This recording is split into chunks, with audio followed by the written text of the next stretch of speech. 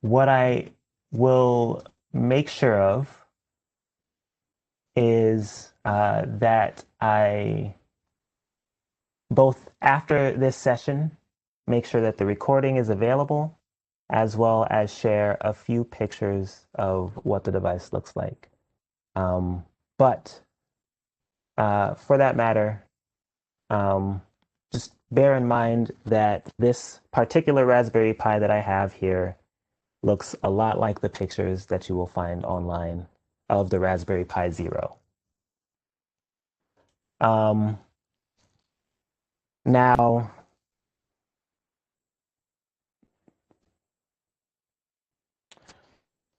I'm going to go back to sharing my screen, and I'll stop again in just a moment.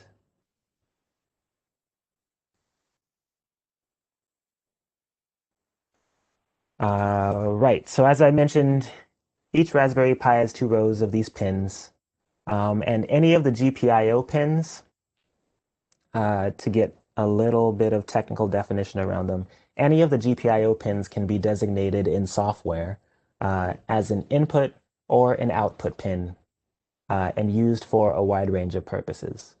Let me caveat that. Almost any of the GPIO pins can be designated in software as an input or an output.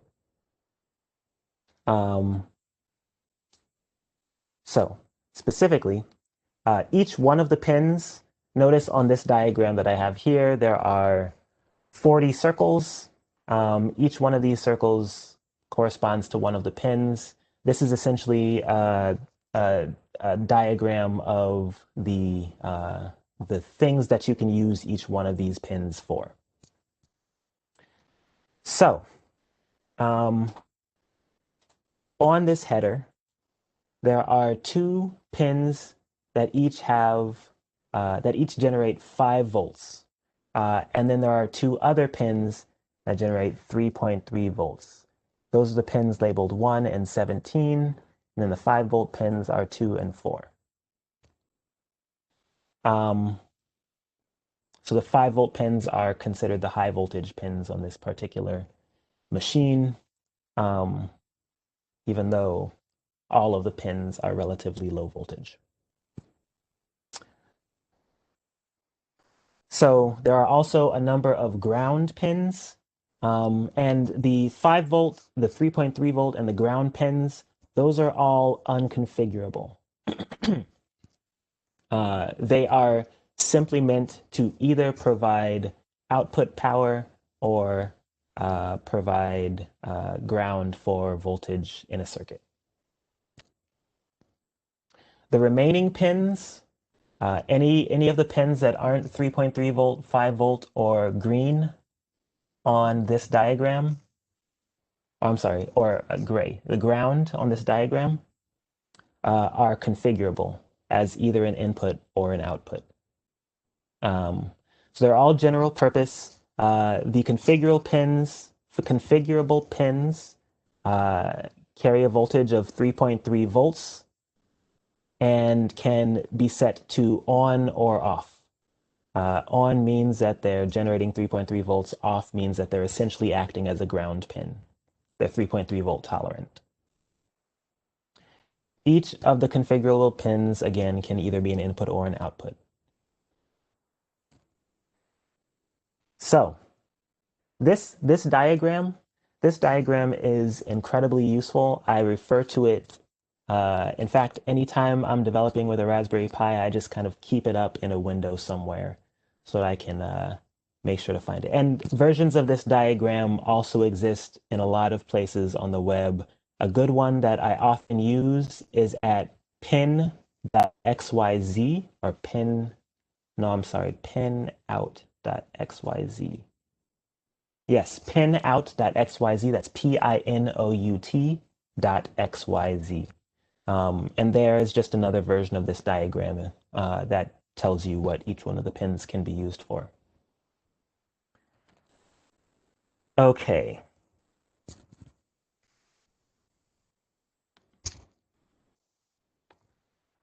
So at this point, I will stop sharing my browser. but that's only because we are going to get into demonstration territory. So I've stopped sharing my browser, and I will start sharing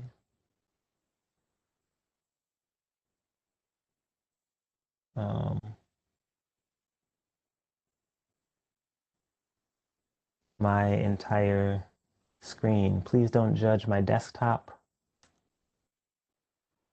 It's just screenshots.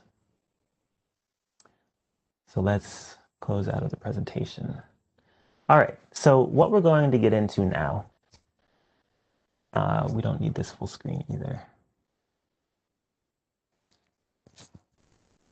There's a little bit of development. So I sent out a survey a little bit before this presentation, just to kind of get a sense of who would be in the room. And it seems like a number of people do not have experience using a command line or much experience doing software development at all. And that's okay.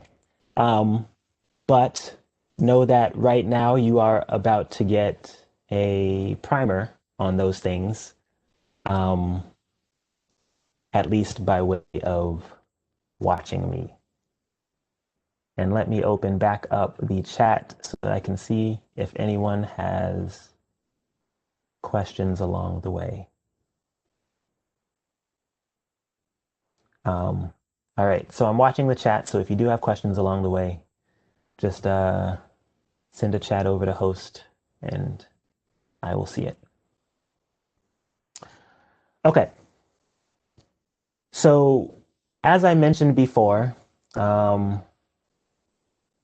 don't mind me as I clean up a little bit. We're going to be using a library called TKGPIO in order to do some demonstrations here, in order to simulate the Raspberry Pi interacting with hardware. So let's start by just making a folder for this. Let's make a folder called Raspberry Pi. Yeah. Okay, and within this folder, one of the things that I always like to do when I'm working in Python is create a virtual environment. I'm going to be using Python 3, which is the current incarnation of the Python language. On a lot of systems, the default is Python 2, which works, but is also not the current incarnation of the language. So whenever I'm using Python these days, I like to use Python 3. So I'm going to create an environment where Python 3 is my default version of Python. And this is called a virtual environment. And it just allows me to keep the things that I'm working on in this particular project separate from the rest of the system. So I can keep my requirements clean. All right, and I will need to activate this environment. Activate. So now what I'm going to do is install the TKGPIO library. And as you can see here, whereas before I was working with Python 2.7.16, now I'm working with Python 3.8.5. So to install the TKGPIO library, you can go to where it's hosted on GitHub. GitHub is a platform for hosting and sharing code. A lot of the code on GitHub is open source, and a subset of that open source software is also free to use. TKGPIO, I believe, is a project that was started very recently by this person who uses Raspberry Pis to teach in class at his university. but in the pandemic era, um, isn't able to meet with his students and display the physical artifacts of the Raspberry Pi like he'd want to. And so he created this um, Raspberry Pi simulator. So um, to install TKGPIO, what you can do is you can just download a zip version um, and extract it into a folder on your computer. I have already done that. So if we come here and I go up one folder, I can see that here I have TKGPIO. Let me give you a better view on that. So here I have TKGPIO already downloaded to my machine. So all I have to do is go back into my environment and make sure that it is installed. And to do that, I will use a tool called pip, which is a Python package installer. So I'll say pip install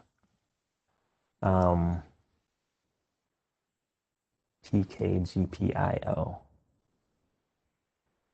So now it's installing a number of different packages.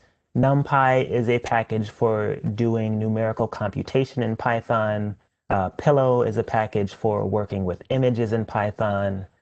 SciPy is a package for doing scientific computation, sound devices for sound processing, and so on and so forth. So these are all requirements for the TKGPIO package. One of the most important requirements is this library called GPIO0. So GPIO0 is a Python library that you can use to interact with the Raspberry Pi GPIO headers, whether you are simulating them or you are working on an actual Raspberry Pi. So, all right, we are set up in our environment. We've downloaded and installed TKGPIO. Let's get started on our first simple program. So I'm going to open up a text editor in this folder. I use Atom as my text editor. There are a few good ones that I would recommend. VS Code is a good one. Sublime is a good one. If working specifically with Python, then PyCharm is also good. But all of these, all of these allow you to do the same thing, which is edit your programs. Many of them differ in very small ways, but any of them will work. So what I think we should start with is a very simple program that's just going to make a light blink using the Raspberry Pi, specifically the GPIO0 interface. So I actually have, and I will shine my light again. With my Raspberry Pi here, if you remember, I also have a few pieces that I've set up here. So on this is called a breadboard.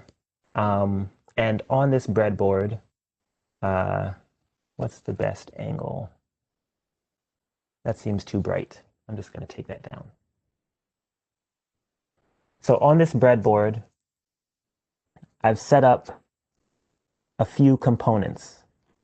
One of them is a single LED, and another is a resistor. Now, whenever you're working with LEDs and feeding current directly to them, it's important to use a resistor if you don't want to blow out your LEDs.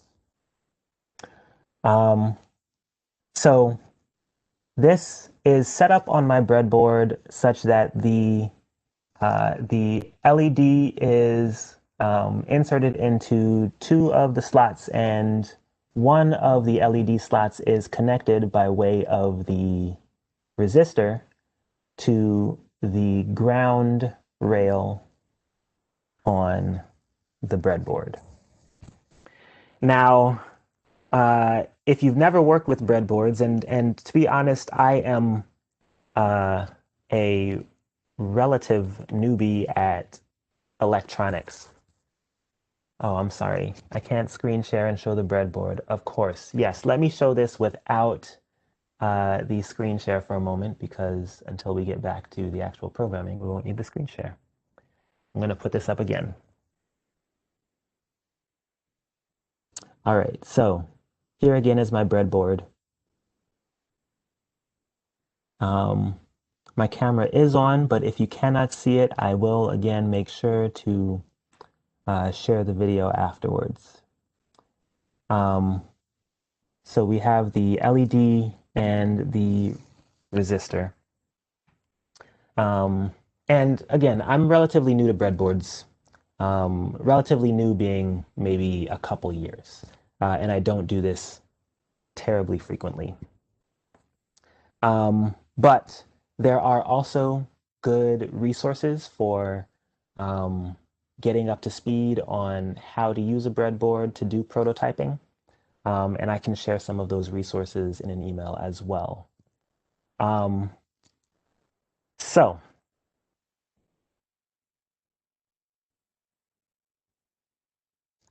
what we'll do is, what we want to do is simulate the way that we have this breadboard set up. And it's not set up in a circuit yet because we haven't connected it to the input and output pins on the Raspberry Pi. But what we want to do is simulate the way that this breadboard is set up within our program. So I'll show how to do that now. So let me share my screen again.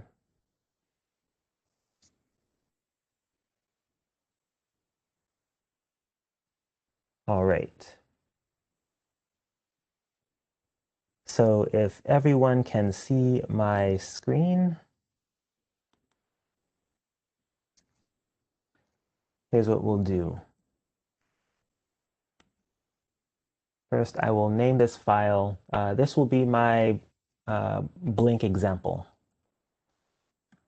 And this is specifically for the TK portion of it. Blink example.py. It's not important what we name it, as long as we name it something.py. But the first thing that we want to do is import from the TK-GPIO library a variable called TK circuit. The next thing that we want to do is just set up our configuration. So configuration. And the values that I'm specifying here, in fact, the only value that I need to specify in this configuration is what LEDs I have on the board. Because this is a visual simulation, I need to say where they're going to show up within my window.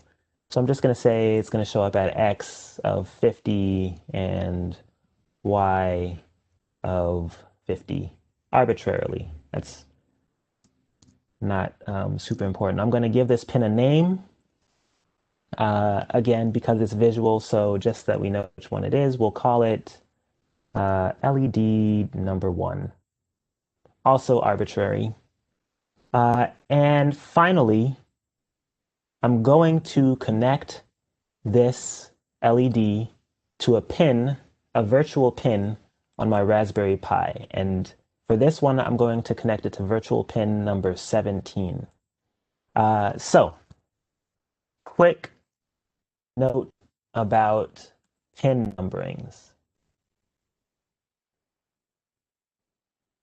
Pin number 17, according to this diagram. Now, normally, I would expect it to be this pin here, but no. It is unexpectedly this one. Why is that? It's because there are several ways, several numbering schemes that are used to refer to each one of the pins on the board.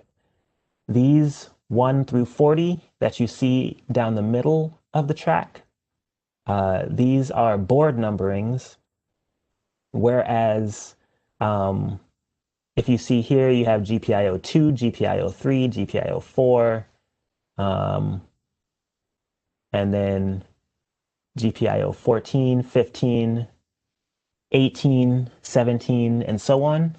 Those are the Broadcom numbers. And by default, most of the libraries that you'll use for Raspberry Pi for GPIO programming use the Broadcom numbers by default. I don't know why that is. I would honestly rather they use the board numbers, but most of the libraries use the Broadcom numbers. So pin 17 is this one right here. Just to give you a sense of what this would be like to hook it up to the actual Raspberry Pi, I'm going to stop sharing my screen for a moment and do this on my physical one in front of me. So I have my breadboard again, and we see that my my resistor is hooked into the ground rail, and my LED is connected to my resistor and to nothing else. So what I'm going to do is first, I'm going to take a wire, if you can see this, a jumper cable, and I'm going to connect it to one of these slots for my LED. And then I can't do this in front of the screen because I need two hands. But then I will take this jumper cable and connect it to pin 17 on my Raspberry Pi. Just one moment. And I'm going to bring up the diagram because I don't remember which one is pin 17, which is why I leave this diagram up all of the time. Okay.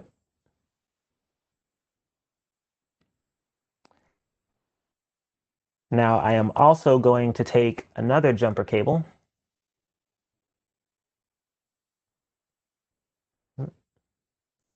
and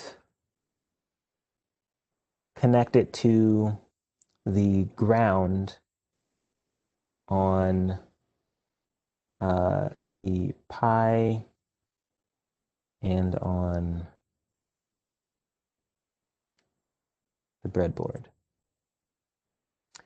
And so after I've done that, I have a circuit that looks like this.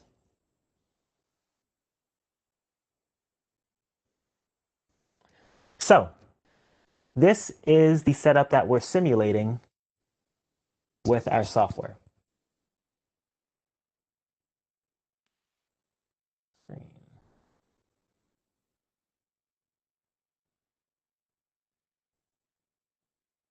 All right, so everyone should see my text editor again.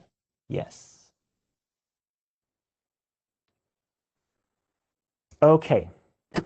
So now that we have our configuration, and actually there's one more step that we have to do. We have to actually initialize our circuit. Just one moment. And we do that by creating a circuit using the TK circuit class and passing in our configuration.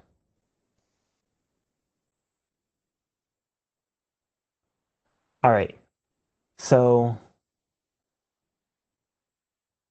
the next thing that we're going to do, now that we have our simulated circuit, and it's not very interesting yet. In fact, let me circuit.run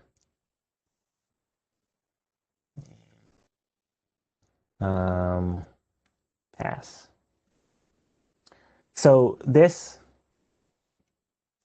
block here just says what the simulator will do when it starts up. And pass means just do nothing. So I think we should be able to look at what this looks like. It's called TK, make an example. Oops. And of course, got a colon there. And as our simulator starts up, here it is. It's not very exciting. It's not doing anything. That's because we didn't tell it to do anything. All we said was create an LED, and that's it. So now what we're going to do is we're actually going to create a GPIO program. So let's go ahead and make a new file. Let's call this file Pi Blink Example, so that we know that they go together. And so in this file, we're actually going to make an LED blink. Now, this file, this script that I'm about to put together is going to be the same script that I'm going to use in this simulator, but it's also a script that would be able to be used on an actual Raspberry Pi to make an LED blink. So the first thing that we're going to do is import this library GPIO0. And GPIO0, remember, is one of the dependencies that TK-GPIO depends on, and it's just a library for interacting with the Raspberry Pi headers.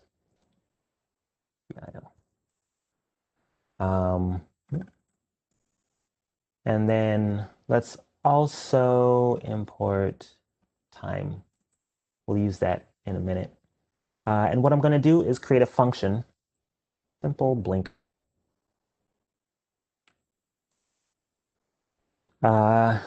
And inside of this function, I'm going to initialize a pin.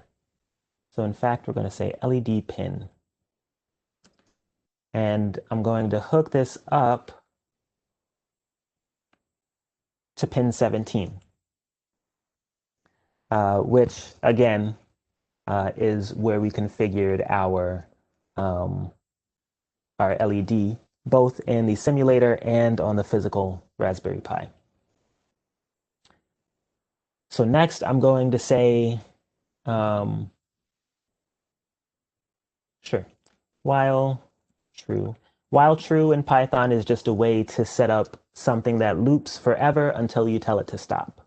So it's going to keep doing whatever's inside of this while true block until I tell it to stop. And so what I want it to do is turn my LED pin on. And what this function will do, LED pin on, what it does is it will take pin 17 on the Raspberry Pi and turn its voltage on up to 3.3 volts. And so that pin is going to start driving 3.3 volts through the circuit, which will, of course, in turn, turn the LED on. And then I want to wait for a second. And then I want to turn the LED off. And then wait for another second. And much like on, if I say LED pin off, what this function will do is stop driving voltage through pin 17. So it will essentially make it a ground pin, and no voltage will be driving through the circuit that contains the LED. And so the LED will turn off.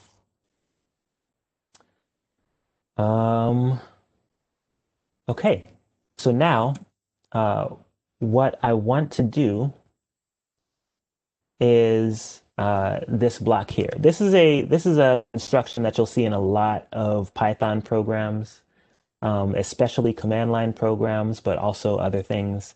And all it means is that if I'm running this program from the command line, I want you to do this. Or if I'm running this script directly through Python from the command line, I want you to do this. So when we're running this program on the physical Raspberry Pi, all we want to do is call that function. But since we are going to be using our simulator to import this module, this script, the simulator is not going to call this function. Instead, what we're going to do is control this using our tk-gpio main function.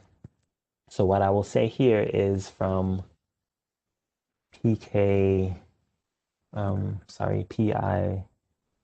blink example.py, no, import simple blinker.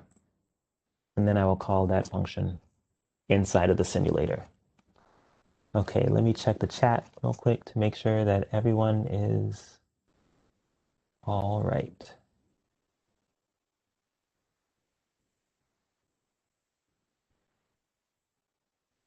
Oh, did I have a typo? Oh, let's see. Oh, it's pin 17, pin 17. Okay. All right, so now if we come over into our terminal and run the simulator again.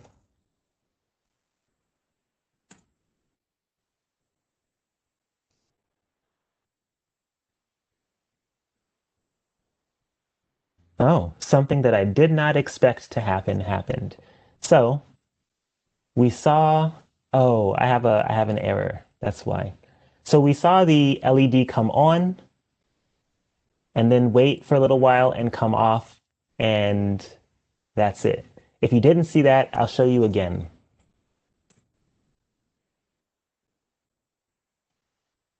Hopefully everyone saw it that time. It was on and then it was off. It's possible that you didn't see it because of bandwidth issues with the video, but I assure you it came on and then it went off. So we also see this error here. Sleep takes exactly one argument, 0 given. That means that I forgot to tell sleep how long it should sleep.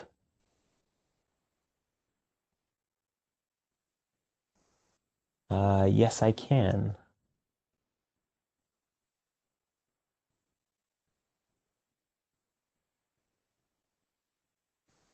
There was a request to add a longer sleep so that the light stays on longer.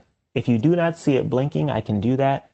But if you notice, you should see now the LED blinking on and back off. So,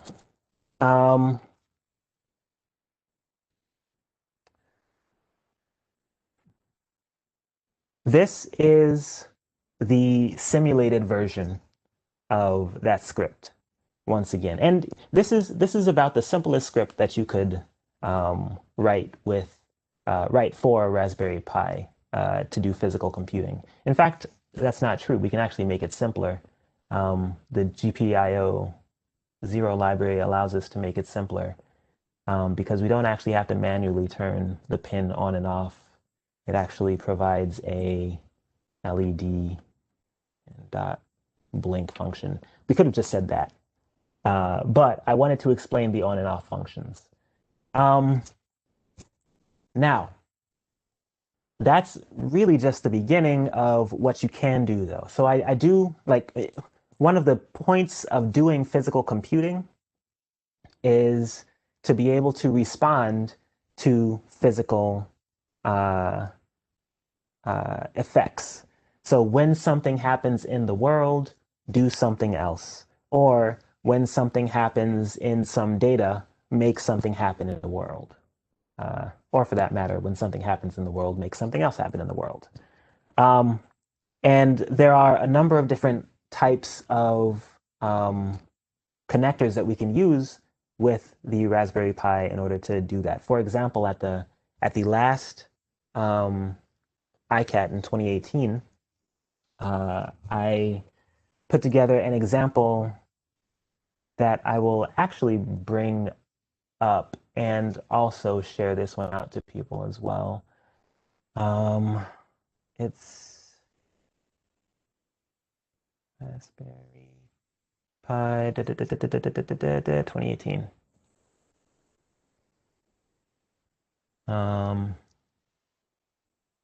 Yes.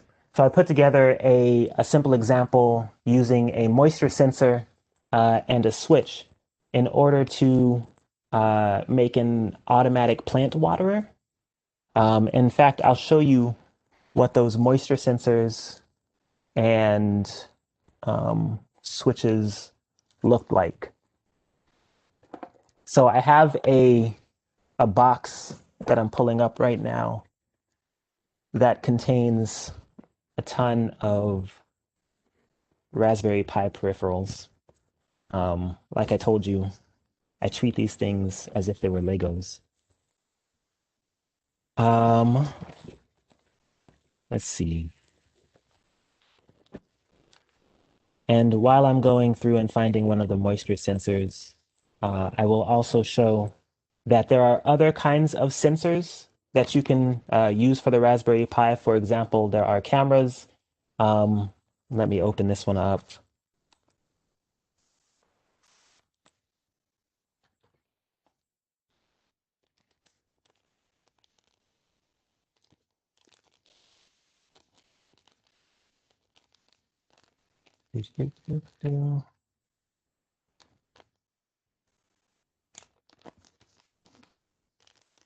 And I will stop sharing my screen so that you can actually see the things that I'm showing as well.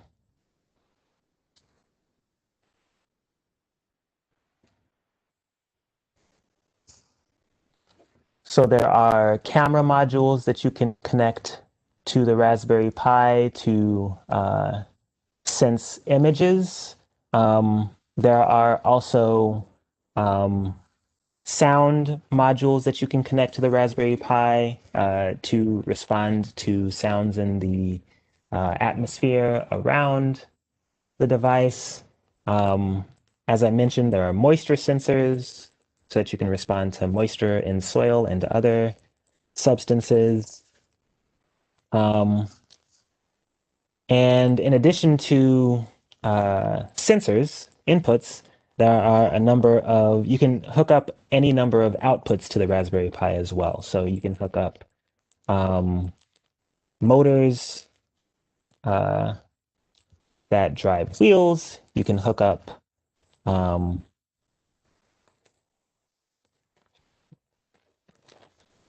switches that turn on and off.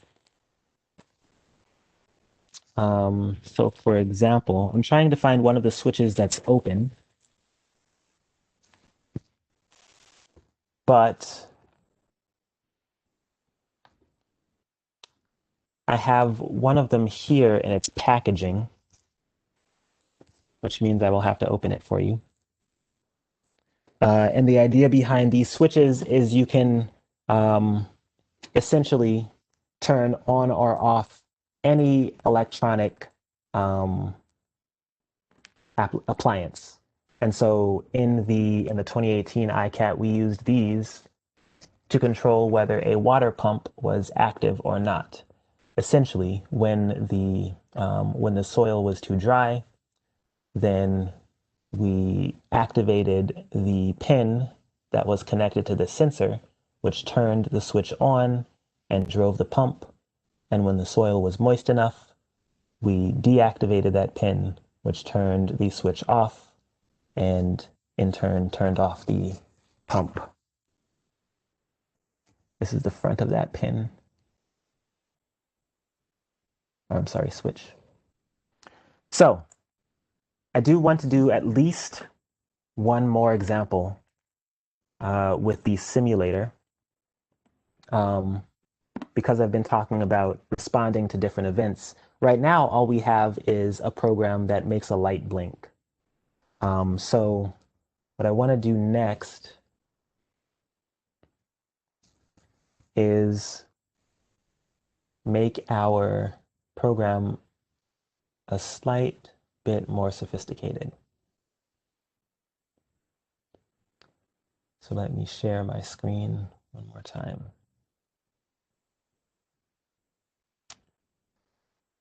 Okay.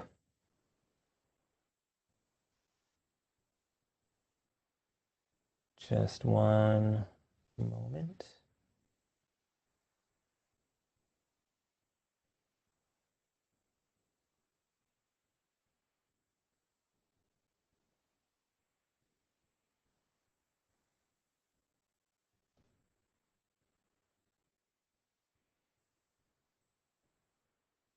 All right.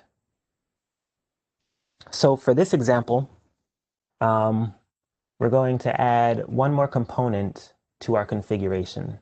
In addition to an LED, what I want to add is a button.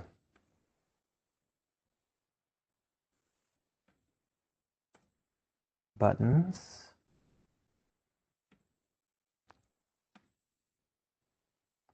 And the components that are available in TK-GPIO, so the only reason that I know that a button is available is because of the documentation on the project. Thankfully, this open source project does have documentation. Unfortunately, a lot of them do not. And part of the reason is because documentation itself takes about as much time to write as the code does. And so I'm always thankful when code authors put in the time to document their code for other people to consume. But in this documentation, part of what he has is which components are configured within his library. But he also has ways to extend the library to add custom components if there's something that he hasn't implemented. For example, he hasn't implemented a moisture sensor. So if I wanted to do that, I could go in and add the images and add the code for the component. So what we're going to do is use one of the button components that's implemented in his library. All right, so I'm going to configure a button again. Since this is a simulated button, we have to say where it's going to show up. So let's say it's going to show up at X of 50 and Y of 100, further down. Let's give the button a name. Click to turn toggle. Click to toggle. And just like the LED had to be hooked up to a pin, also gets hooked up to a pin. And let's hook up this button to pin 11. Going back to our pin diagram, we can see that pin 11 is this one here. Really, we could hook it up to any of the unused pins. 11 is just an arbitrary choice. And most simple components can be hooked up to any non-voltage only, non-ground pins. There are some components that you have to hook up to specific pins, but most of the components can be hooked up to any of the pins that are configurable. So we're hooking it up to pin 11.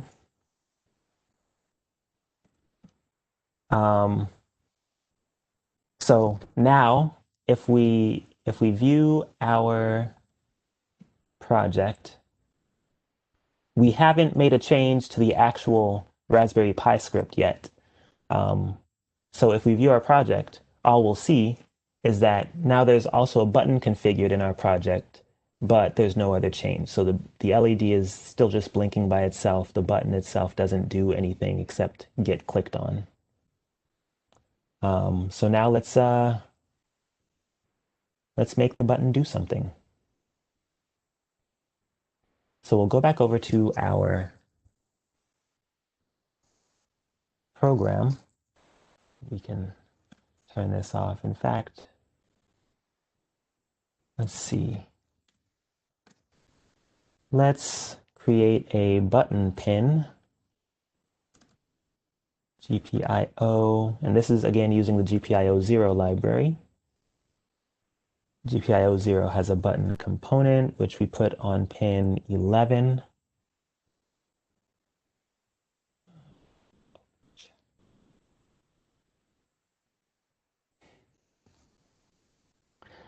All right, and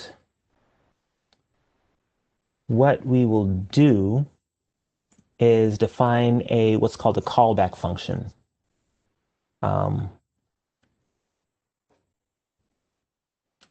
So what's a callback function? A callback function is basically a piece of code that's going to get called when an event happens. So the specific event that we're going to be listening for is when the button is pressed.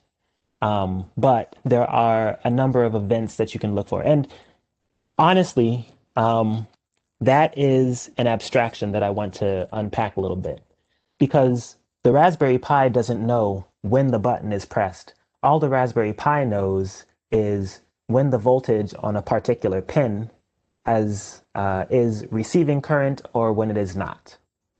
And so what we're going to do is essentially hook up the button to one of our input pins. Pin 11, the button pin is an input pin, whereas pin 17 is an output pin. And that's not specific to the pin themselves, it's just specific to how we're using the pins.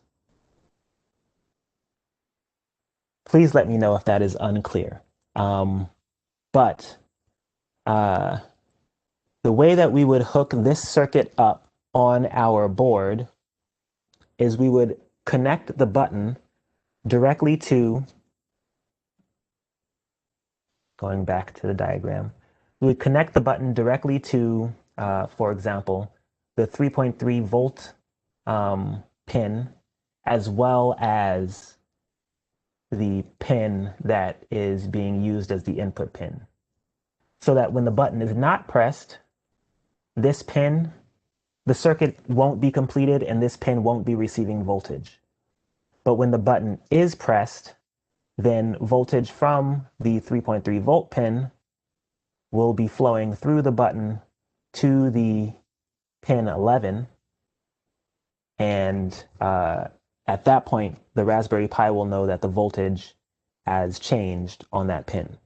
So really, what we're watching for, the event that we're watching for, and the event that we're always watching for when we're doing event programming on a Raspberry Pi using GPIO headers is, has the voltage on this pin changed? However, since we're using this GPIO 0 library, it has nice abstractions on top of that low-level computing, like when the button was pressed. So we're not going to fill this function in yet. We're just going to say do nothing, pass. And we're going to hook that function up, btn pin dot when pressed. We're going to say when this button is pressed, then call the button pressed function, the button pressed callback.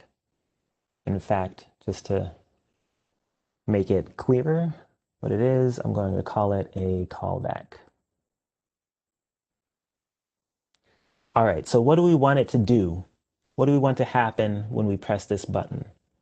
Really, what we want to happen is we just want to turn on our LED pin, which is another way of saying we want to, or rather turn on or off. If voltage is flowing through the LED pin, then we want to stop the voltage flowing. And if voltage is not flowing, we want to start the voltage flowing. GPIO 0 also provides a nice abstraction on top of that concept, and it's called toggle.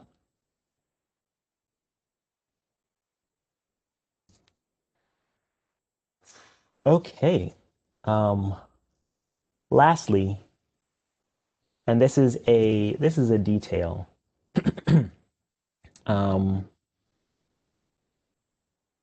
Let's do it through signals because that's the better way to do it. One moment.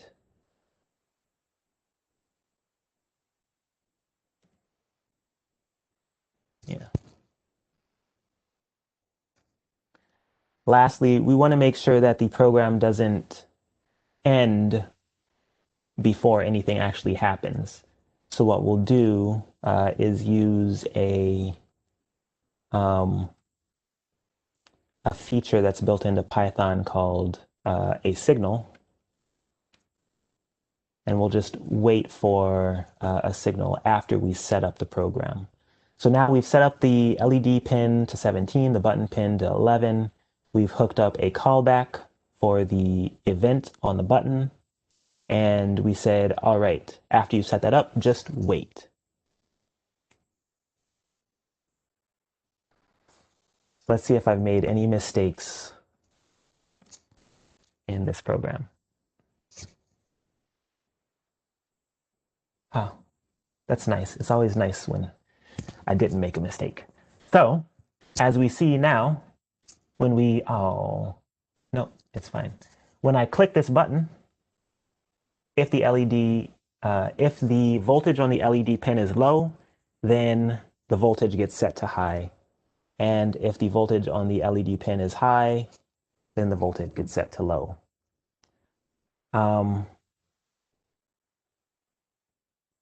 Okay, and for that matter, I have used these nice abstractions on top of the actual voltage from the Raspberry Pi. But you can also use functions that are, that actually show what's happening with the voltage. And the place to find those functions would be in the GPIO0 documentation. So this library is actually a very heavily used and very well documented library. So if you want more information on how to use it, the documentation is available and copious. I'll bring it up quickly. Or you GPIO0 read the docs IO.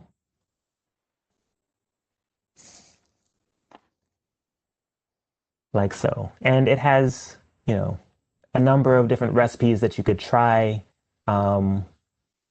It has a version of this. Again, these diagrams are so useful.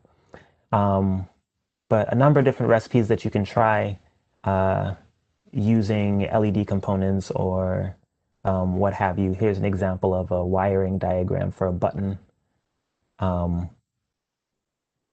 If you have a hardware Raspberry Pi handy.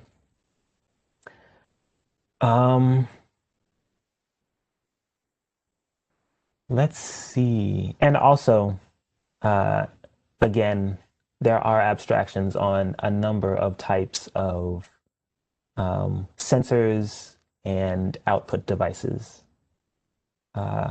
using GPIO0.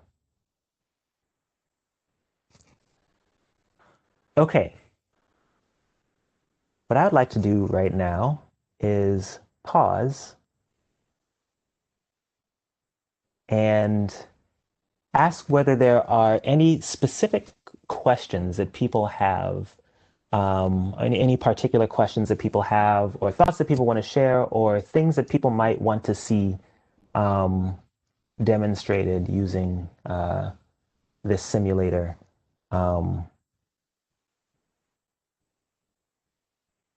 And for that matter, I'm also curious what people are thinking about implementing if they have projects in mind that would be that would fit the use case of using a Raspberry Pi in a prototyping capacity. I will keep my eye on the chat as well as the Q&A.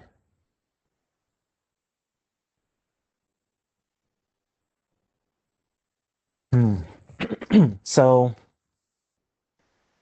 there's a question about whether I've come across any solar components. And yes, actually, so there's a few things come to mind.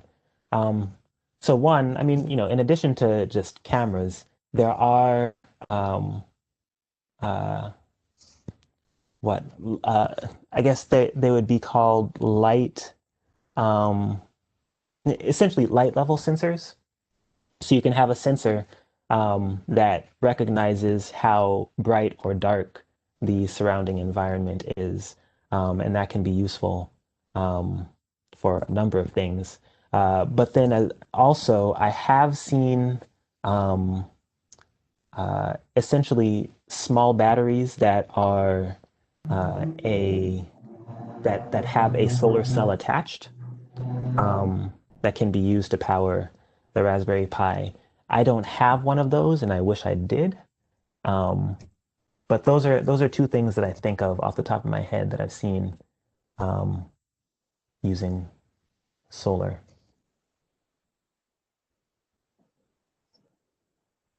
I saw um, a telemetry system. Interesting. Can I would you mind if I unmute you and ask you to say a little bit more on that? Let me find where you are. Yeah, if you Well, wouldn't mind.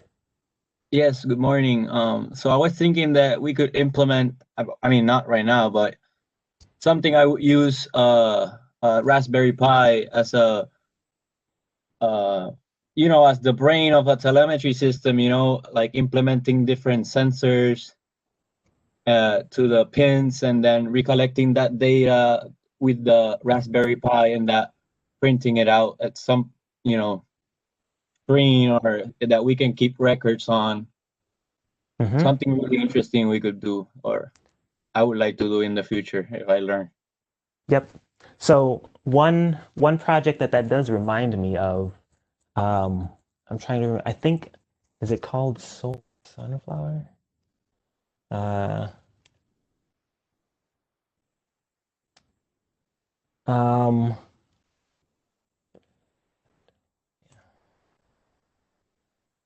green stem. Yes. So that does remind me of a project that some folks from Philadelphia uh, undertook um, called the Solar Sunflower Project. And so I think if you search for green stem green stem solar sunflower, you'll find information about this project. Okay. But what they were trying to do was essentially build, and this relates back to the question that Tori had as well, but build um, a station that could be used in schools around the city um, in essentially doing environmental telemetry.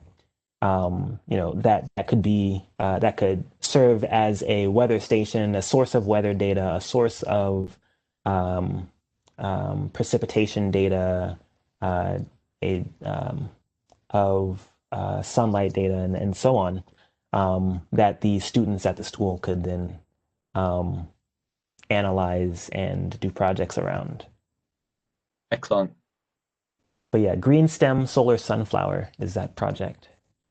Got it. Thank you. Mhm.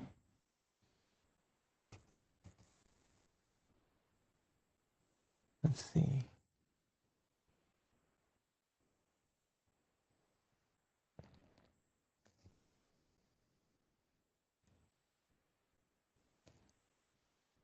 So if anyone else has questions, please do drop them in the chat or the Q&A.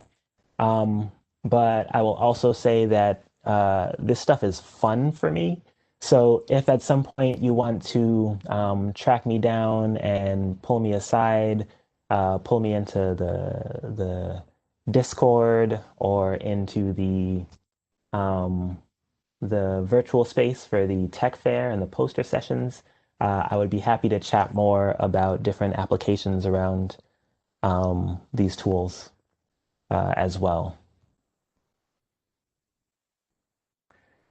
And also, if if anyone is interested, well, I will make sure to share the links to the TK project, to the GPIO Zero project, and any of the other things that I've mentioned in the course of this presentation, at the very least, out to people who registered for the Raspberry Pi session. If you did not register for the Raspberry Pi session when you registered for the conference, um, just shoot an email over to ninethicat@gmail.com and let us know that you want to receive the Raspberry Pi information.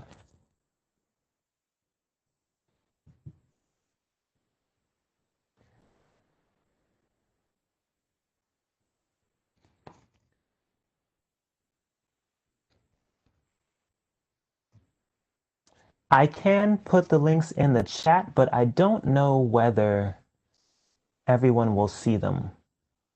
Hold on just a moment. In fact, no, maybe I can.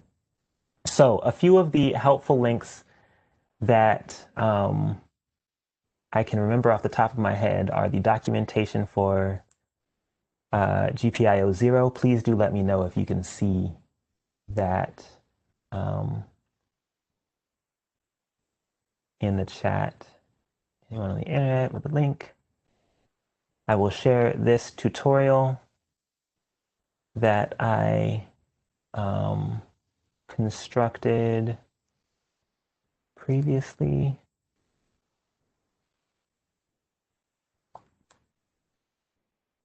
That's the tutorial for the automatic irrigation system. It includes a part list and how much each one of those parts cost. And I tried to make detailed instructions for carrying out that project. It's kind of fun. It's really fun. I would recommend it either for adults or children with adult supervision. It will, if you don't have a lot of experience with programming, it will push your boundaries, but it's still fun. I will also share the TKGPIO example. I like to think, so Don Crutchfield said that their 7-year-old would enjoy it. I like to think that, to be honest, maybe a little older than 7-year-old. They might enjoy watching you do it. Be honest about that. Because, they would see the effects that happen when, they wet the soil, but they might not enjoy typing in the code, just from experience. Let's see, were there any other specific things that I needed to share?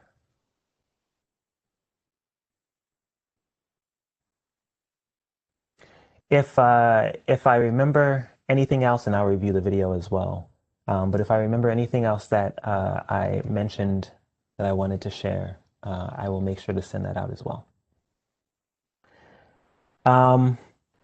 But if anyone else has further questions, or if no one else does have further questions, I think we can wrap this session up. Again, I am very interested in talking about this stuff at length. And my contact information via email is in the chat as well. Yeah. And thank you all for coming and participating.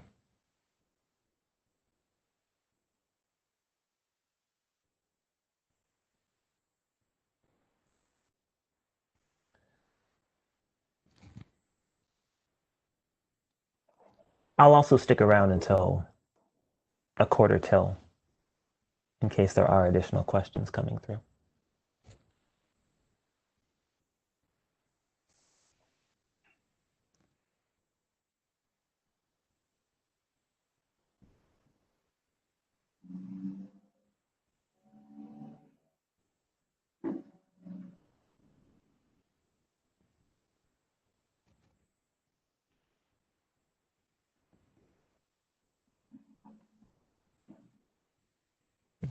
Also, if anybody has tips for me dealing with uh, the uh, the challenges that I mentioned around the sustainability, the social and environmental sustainability of computing hardware, I would love to hear your thoughts on that, or your potential solutions, or any contributions.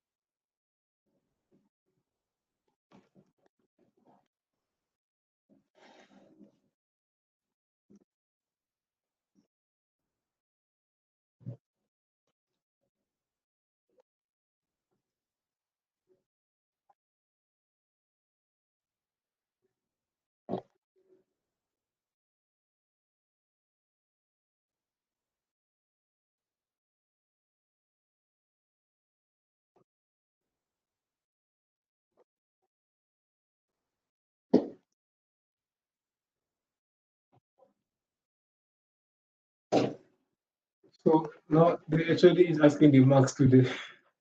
Yeah. So this guy in the is got 31% so far. Yeah, Tao. Yeah, I think so. I said the HOD. Yeah. Okay. Mm. Okay. Then we can change it later. Mm. Okay. Submit. Yeah. And yes, The we file. present. Okay. Yeah, All we right. closed it. We started at with 4 Mm. in this one will be 11. Mm. Okay. Okay. So done. You are done. That's as a room B. Yeah. Have you checked all the papers presented today? Okay. All All of of them were there. But people who are not the Okay. No, good then. That's it. Okay. Timbo. Okay. No, that's it. No problem. Yeah. Let me call HOD then. Yeah.